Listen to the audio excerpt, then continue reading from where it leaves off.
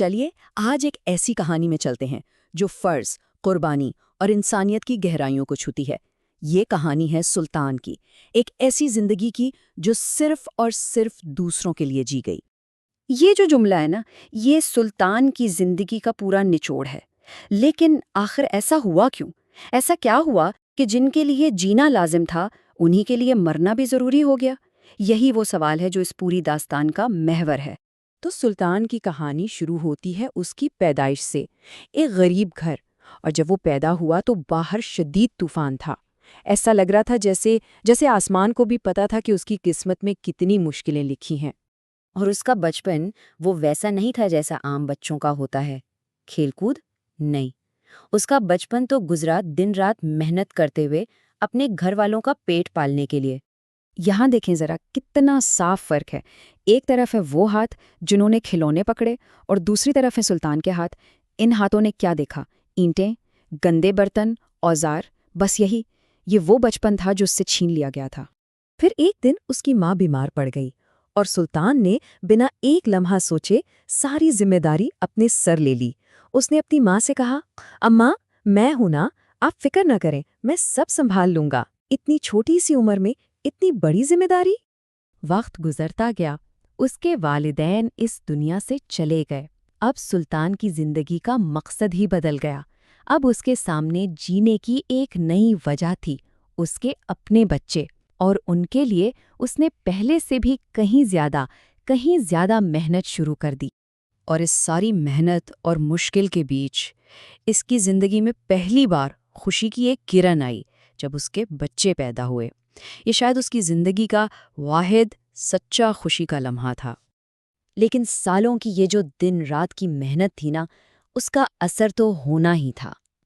ایک دن سلطان تھک کر گر پڑا، اس کے جسم نے بس جواب دے دیا، اور اسی وقت اس کی بیوی نے اس سے التجا کی، اور یہ التجا اسے زندگی کے ایک ایسے موڑ پر لے آئی جہاں اسے سب سے مشکل فیصلہ کرنا تھا۔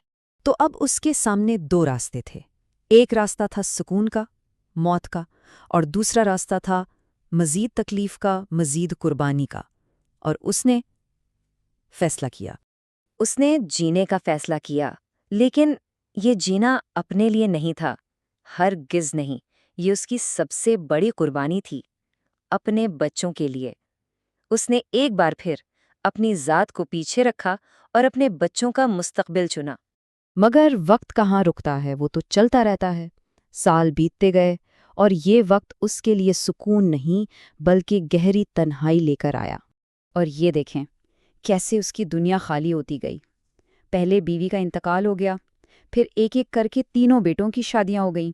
وہ گھر جسے اس نے اپنے خون پسینے سے بنایا تھا، اس گھر میں اب وہ بالکل اکیلا رہ گیا تھا۔ اور اب کہانی اپنے سب سے دردناک موڑ پر آتی ہے۔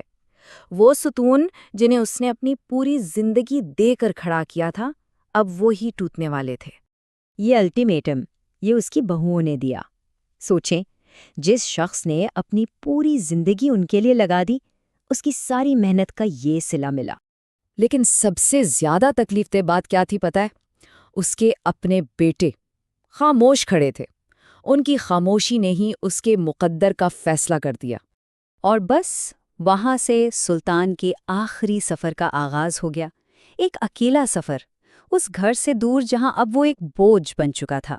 وہ سیدھا اپنے والدین کی قبروں پر گیا، اور اس کے آخری الفاظ بس یہی تھے جو اس بات کا اعلان تھے کہ اب بس ہو گئی۔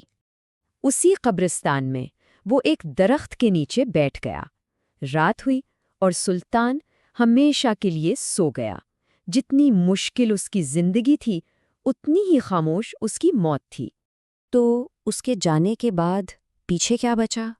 ایک چرواہے کو اس کی لاش ملی، گاؤں والوں نے تھوڑا بہت افسوس کیا، اس کے بیٹے بس رسماً وہاں موجود تھے، اور آخر میں صرف ایک کتبہ جس پر اس کی پوری زندگی کا خلاصہ لکھا تھا۔